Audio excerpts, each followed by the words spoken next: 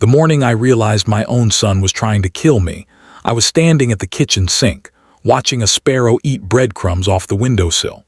My hands were shaking, not from the weakness that had plagued me for 8 months, the dizziness, the cramping, the hollow exhaustion that no doctor could explain, but from something else entirely. From the small glass vial I had just found tucked behind the dish soap. From the label I had read 3 times to be sure. From the words my daughter-in-law, Sandra, had whispered to her sister on the phone the night before, believing I was asleep. 2 more weeks and he's gone. My name is Daniel Whitmore. I am 67 years old. I worked 32 years as a civil engineer, raised 1 son, buried 1 wife, and never in my life believed I was the kind of man things like this happened to. I was wrong. It had started, as so many disasters do, with something that felt like grace. After Margaret passed pancreatic cancer, 11 months from diagnosis to the end, the house became a place I didn't know how to live in. Every room held her. The yellow curtains she'd picked out at the market in Savannah. The particular way the 3rd stair creaked under her step, but not mine. The garden she'd kept through 30 years of summers, now going ragged at the edges without her hands to guide it. My son, Marcus, had called me 3 weeks after the funeral. He and Sandra wanted me to come stay with them. Just for a while, he'd said. Just until you get your footing, Dad. I should have been more suspicious of the timing. Marcus and I had never been close in the easy, unthinking way some fathers and sons are. We were alike in too many of the wrong ways, stubborn, private, slow to bend. After his mother died, something in him seemed to soften. He called more. He came to the house and fixed the gutters without being asked. He sat with me on the porch and didn't fill the silence with noise. I thought grief had opened something between us. I thought I was finally getting my son back. I moved into their guest room in October. Sandra made it welcoming, fresh linens, a small lamp on the nightstand, a framed photograph of Marcus and me from a fishing trip we'd taken when he was 12. I remember standing in that doorway, looking at that photo, feeling something thaw in my chest that had been frozen since the hospital. By November, I wasn't feeling well. It came on slowly. A general heaviness first, the kind you might blame on grief or age or poor sleep. Then nausea that arrived without warning, usually in the mornings. Then the headaches, dull, persistent, sitting behind my eyes like something pressing from the inside. My doctor ran blood work, checked my heart, adjusted my blood pressure medication. She couldn't find anything wrong. I was 67, she reminded me gently. The body changes. I believed her. I wanted to believe her. It was easier than the alternative. Sandra cooked every meal. She had always been a capable woman in the kitchen, efficient and precise, and she took it upon herself to feed me well. Special smoothies in the mornings, she said, full of vitamins. Herbal teas at night that she promised would help me sleep. Soups that she made from scratch, simmering on the stove when I came downstairs, filling the house with a warmth that felt almost like Margaret's. I thanked her every day. I told Marcus how lucky he was. I ate everything she gave me. Sandra, I should say, was not an obvious villain. She was organized, intelligent, and possessed of a surface warmth that had always made me feel slightly uncertain of my instincts around her. She laughed easily and asked questions that sounded like interest. She had met Marcus at 31 when both of them were old enough to know what they wanted, and she had built a life with him that looked, from the outside, like competence and stability. They had a good house. They took annual vacations. They went to dinner with friends and came home laughing. I had never loved her exactly. There was always something slightly sealed about her, something I couldn't quite get to, but I had respected her. I had been grateful for the way she'd cared for Marcus in the years when I hadn't done it well enough myself. The first real crack appeared in January, and even then I almost didn't see it. I had gone to stay with my college friend Roy Brandt for a long weekend in Asheville. Roy and I had known each other for 40 years. He fed me poorly, frozen lasagna, gas station coffee, bourbon at 10 in the morning, and by Sunday, I felt better than I had in months. My head was clear. The nausea was gone. I walked 2 miles along the river trail and didn't need to stop once. I came back to Marcus and Sandra's house on a Monday evening, ate Sandra's welcome home dinner, and woke up Tuesday feeling like something had been poured into my bloodstream while I slept. I told myself it was the rich food from dinner. I told myself it was the adjustment back to routine.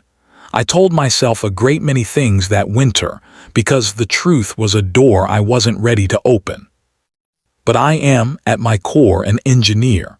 I spent my career looking at structures, finding the load-bearing points, identifying where things were likely to fail.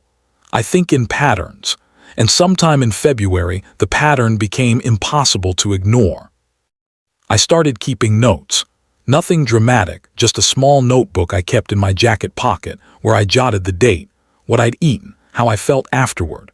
I noted the days I skipped Sandra's smoothie because I'd risen early and eaten toast before she was up. I noted the evenings Marcus grilled steaks outside and Sandra hadn't prepared anything special. I noted the times I met Roy for lunch at the diner on 5th, eating nothing from that house, and came home feeling almost like myself. After 6 weeks of notes, I sat on the edge of my bed and read them through twice. The correlation was undeniable. On days I ate what Sandra prepared, I was ill. On days I did not, I was not. I sat with that for a long time, a very long time, because what it meant, what it could only mean, was something my mind kept refusing to hold. I began to watch more carefully. Not obviously, I had decades of practice at being still and quiet, and I used them now. I paid attention to Sandra's routines. The smoothies she made while I was in the shower, the blender running for longer than seemed necessary, the way she always brought the glass to me directly rather than leaving it on the counter. The teas she brewed herself and carried to my room. One afternoon in March, when Sandra had gone to pick up her sister from the airport and Marcus was at the office, I went into the kitchen and looked. I don't know exactly what I expected to find. Perhaps I expected to find nothing and be relieved. Perhaps I expected to find something that would have an innocent explanation. Supplements she hadn't mentioned, herbal compounds she'd ordered online. Something I could rationalize away. I found the vial behind the dish soap. Small brown glass, the kind used for tinctures. The label was handwritten in Sandra's precise, looping script, Convallaria majalis, and beneath that, a concentration I didn't recognize. I photographed it with my phone before putting it back exactly where I'd found it. That night, in my room with the door locked, I looked it up. Convallaria majalis, lily of the valley. Every part of the plant is toxic. The cardiac glycosides it contains interfere with the heart's electrical system. In small, repeated doses, the symptoms include nausea, dizziness, headaches, fatigue, and weakness. The effects are cumulative. They are difficult to detect without specific testing. They can, over time, cause cardiac failure. I read the page 3 times. Then I set my phone down on the nightstand and stared at the ceiling for a long while. I did not sleep. 2 nights later, I heard Sandra on the phone. I had been awake anyway. I was often awake now, lying in the dark, thinking, and her voice carried down the hall more clearly than she must have realized. She was speaking to her sister, Brenda. I had met Brenda twice. She was sharp-tongued and watchful, the kind of woman who always seemed to be calculating something. I got up and stood near my door, which I had left slightly ajar. I am not proud of this, but I listened. Most of it was ordinary plans for a visit, something about a renovation, laughter over something I couldn't hear properly. And then Sandra's voice dropped, took on a different quality, and she said, 2 more weeks and he's gone. The house goes on the market by summer. A pause, then, I know, but Marcus needs this. We both need this. We've been waiting long enough. I stepped back from the door and sat down on the edge of the bed in the dark. My hands, I noticed, were perfectly still. I think that was the moment something in me shifted, not broke, not shattered, but shifted, the way a foundation settles after an earthquake. I had spent months being confused, frightened, diminished. In that moment, listening to my daughter-in-law discuss my death like a line item on a schedule, the confusion left me. What remained was something much simpler and much harder. Clarity. I want to be precise about what I did next, because it matters. I did not confront them. I did not call the police that night, or the next morning, or the one after that. Not because I was afraid, though I was, but because I understood something about evidence, and about the particular way the law works when it is your word against a beloved son and his wife in their own home. I needed more than a vial and a whispered phone call. I needed to be careful in a way I had never needed to be careful before. The first person I called was Roy. I drove to a gas station 2 miles away, used my phone in the parking lot, and told him everything in 12 minutes. Roy was quiet for a long time after I finished. Then he said, "You're not eating another thing in that house." I said, "I know." He said, "Come stay with me." I said, "Not yet, not until I have what I need." Roy's nephew was a detective with the county sheriff's office. Within 48 hours, Roy had spoken to him quietly, off the record, and I had a name, a forensic toxicologist at a private lab 2 counties over who could test a sample discreetly, quickly, and without involving anyone I didn't want involved. Not yet.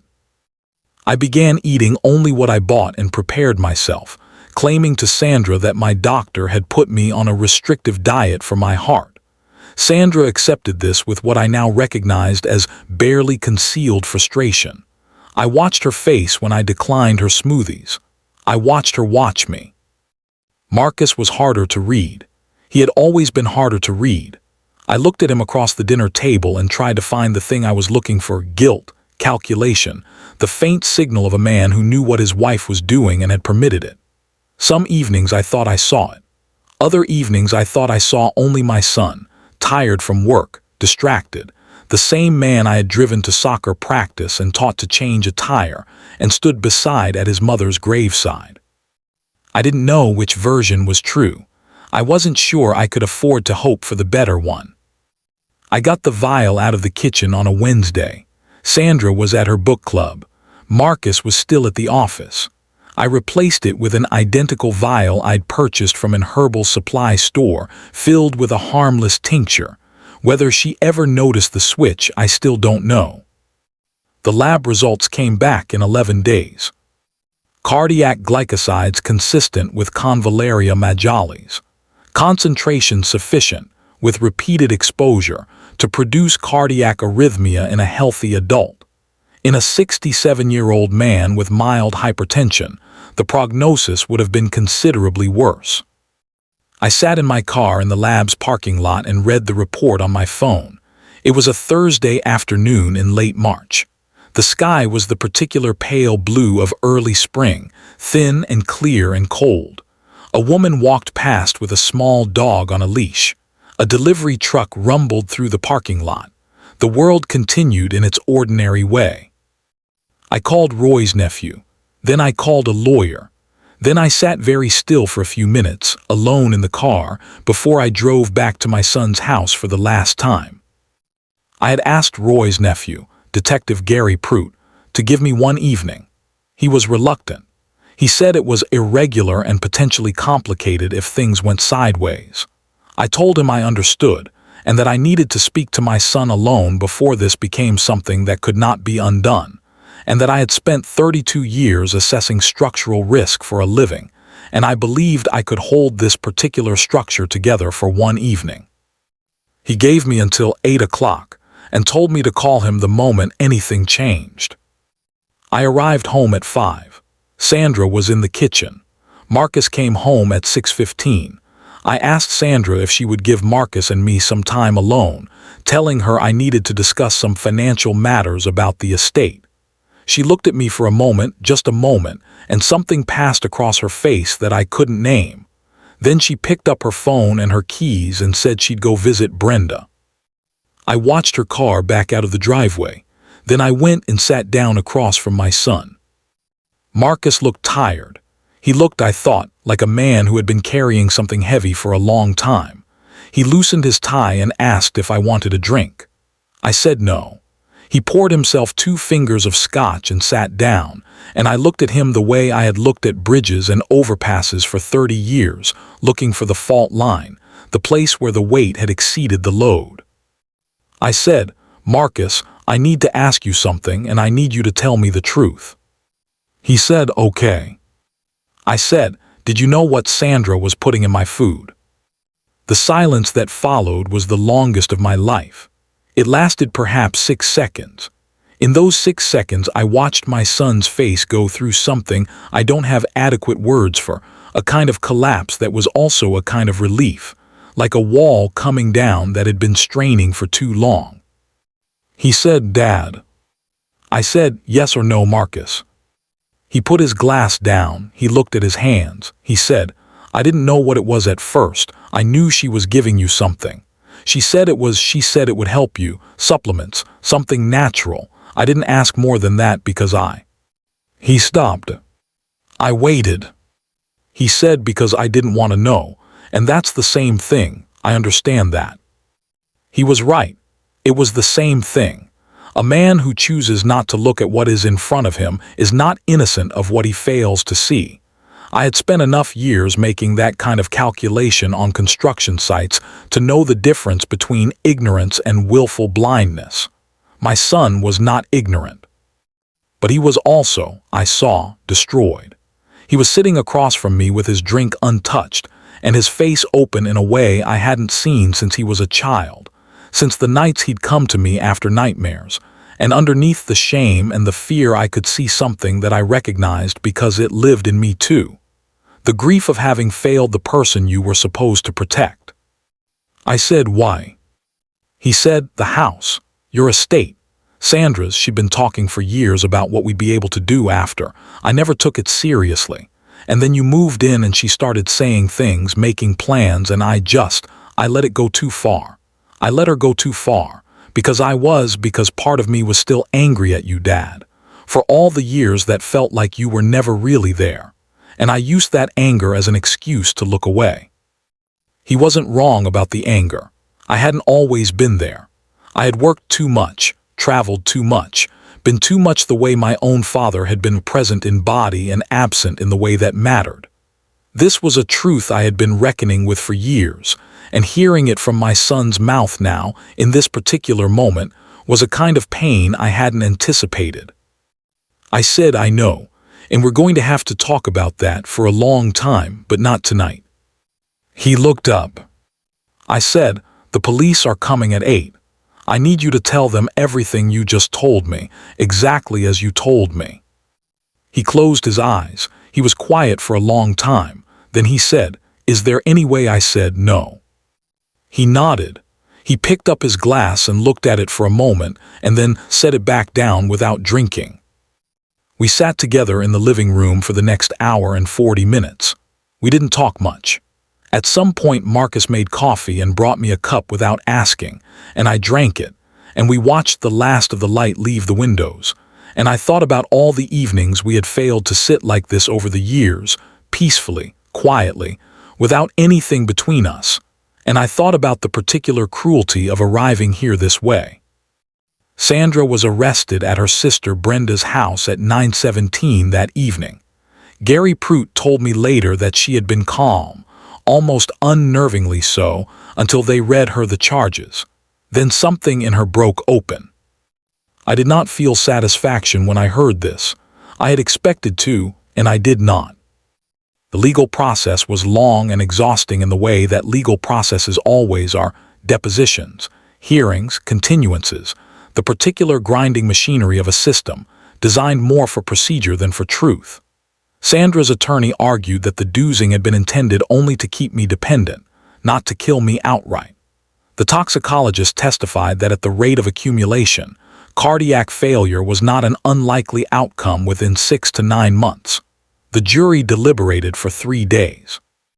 Sandra was convicted of aggravated assault with intent to commit grievous bodily harm, along with additional charges related to the financial fraud scheme that investigators uncovered during the process. She had, it turned out, already begun quietly liquidating several of my investment accounts using a power of attorney document she had drafted and had me sign, telling me it was related to my health insurance coverage. I had signed it in a fog of illness and trust. She was sentenced to 7 years. She would likely serve 4. Marcus cooperated fully with the prosecution. His attorney negotiated a plea arrangement involving a suspended sentence, mandatory counseling, and significant financial restitution. He did not go to prison. I had not asked for leniency, but I had not asked for severity either. I had said what was true and let the process determine the rest. Whether that was the right thing, I am still not entirely certain. I moved back into my own house in April. Roy drove me. We stopped at a hardware store on the way and I bought a new padlock for the garden shed and, for no particular reason, a packet of lily of the valley bulbs that I left on the shelf and did not plant. The house was dusty and cold and entirely itself. Margaret's yellow curtains were still in the windows. The garden was worse than I remembered. A whole winter of neglect had taken its toll, but the bones of it were there. The perennials she had planted 20 years ago coming back through the cold ground the way they always did, indifferent to human difficulty. I stood in the garden for a long time that first evening. Roy sat on the porch steps and watched me without saying anything, which is one of the things I have always valued about Roy. I thought about Margaret, who had been the structure of our family in all the ways that mattered and who had, perhaps, in keeping things together so well, made it possible for Marcus and me to stay at our careful distance from each other without either of us having to confront what we were losing. I thought about the kind of father I had been, not monstrous, not cruel, but often absent in the specific way of men who believe that providing materially is the same as being present. I thought about the anger my son had carried for decades, and the way that anger had curdled into something he hadn't chosen but had allowed. I thought about the fact that I was alive to think about any of this. Marcus called me for the first time in May.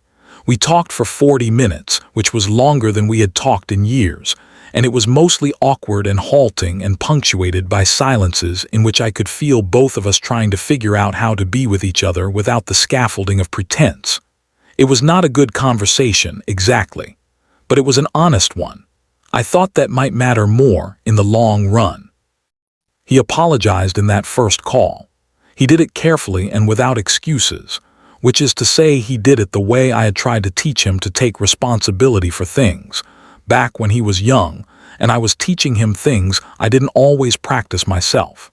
He said he was sorry he had not protected me.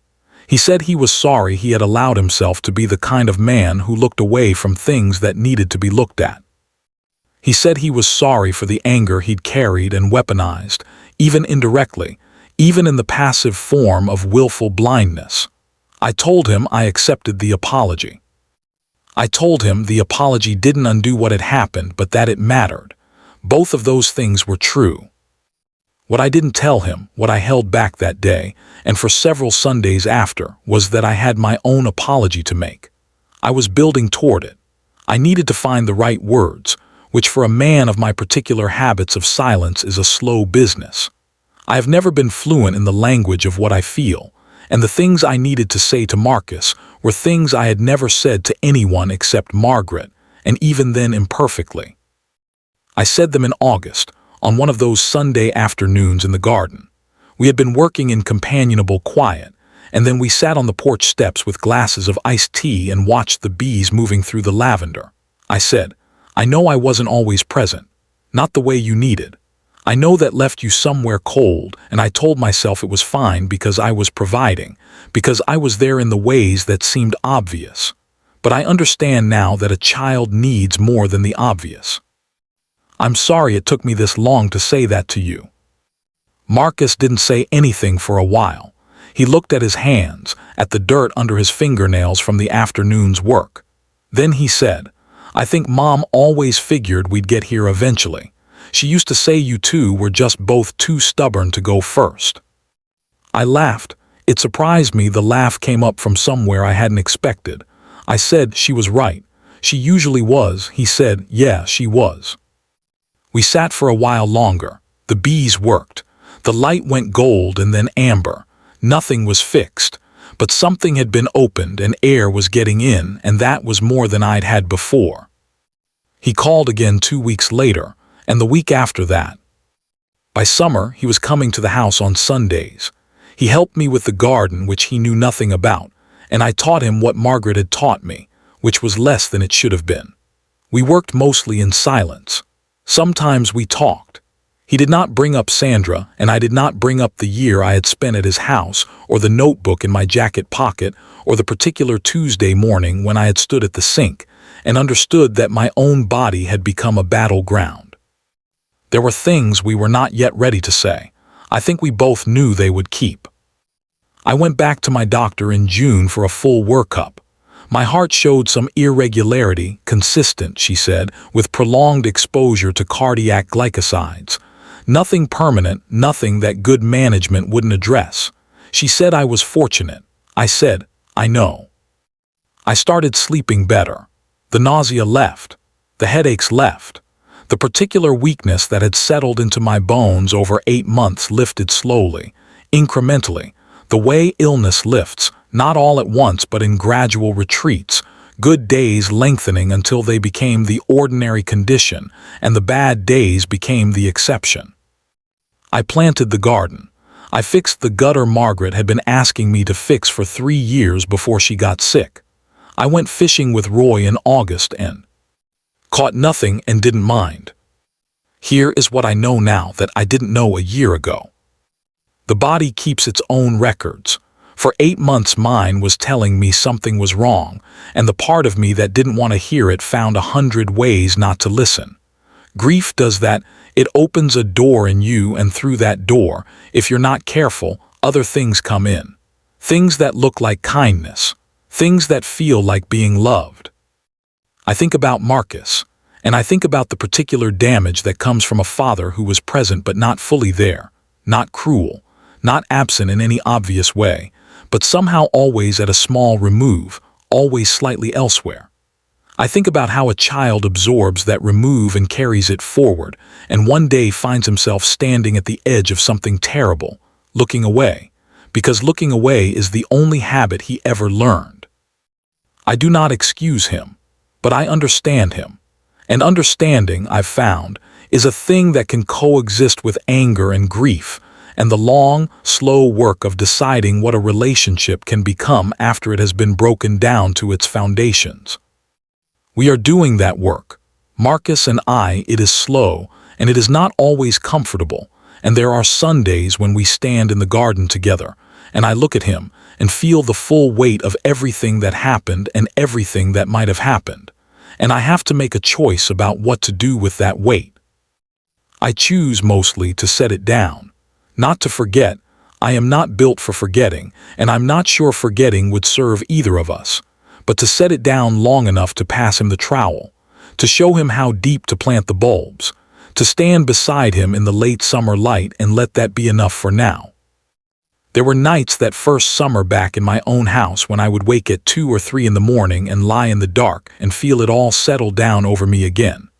The months of slow poisoning, the phone call in the hallway, the 6 seconds of silence before my son answered my question.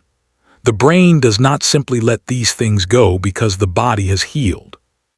The brain keeps its own inventory, its own filing system, and it revisits these things at inconvenient hours with a thoroughness that feels almost punitive. I learned to let it.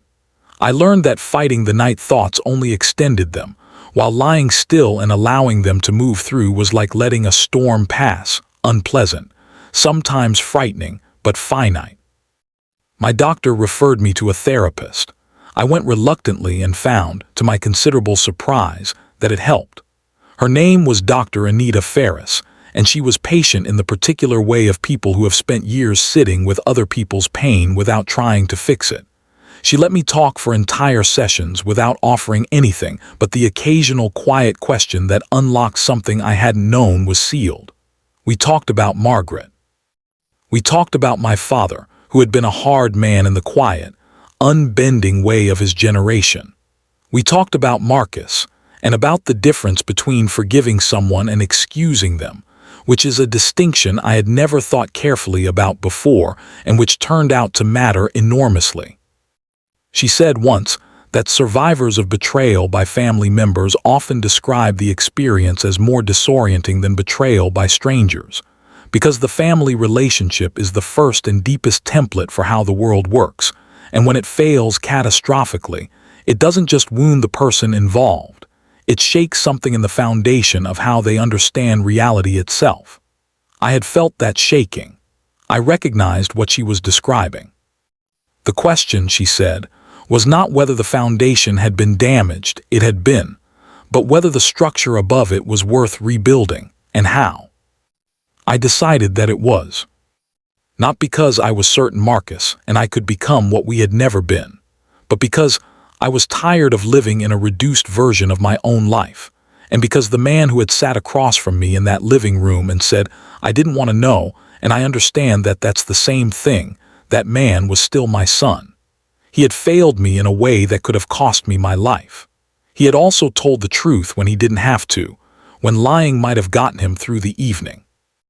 I was holding both of those things, and learning how to hold them together without letting one cancel out the other. Margaret's garden came back this year, the way it always does. The lilies she planted along the back fence, the climbing rose on the trellis, the hostas that spread a little farther each season, unhurried, persistent, doing what they were made to do regardless of what was happening around them. I stood at the kitchen window this morning looking at all of it. My hands were steady. The sparrow was back on the windowsill, hunting for breadcrumbs, finding them. I am 67 years old. I was here this morning. I intend to be here tomorrow. That is enough. For now, that is more than enough.